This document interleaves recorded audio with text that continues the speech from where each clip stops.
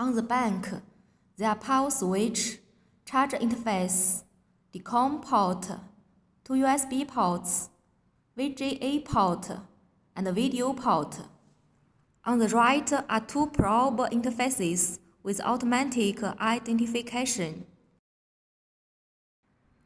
Open the interface. Turn on the power switch on the back of machine. Enter into the operation interface. 50-inch LED LCD display.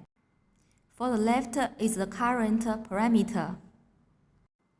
Use the trackable set key or retain key to adjust the parameter. There are 4 encoders, total gain adjustment, dynamic range, dips, and function keys. After finishing the video, press Freeze first, and then press Cine to playback the video. After finishing the video, press Freeze first, and then press Save to save the picture.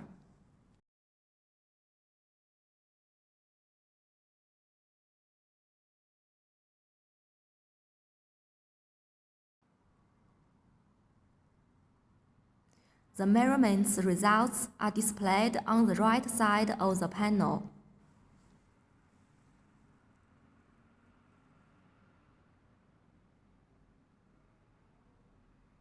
Adjust the 8-segment gain GTC to get a better image.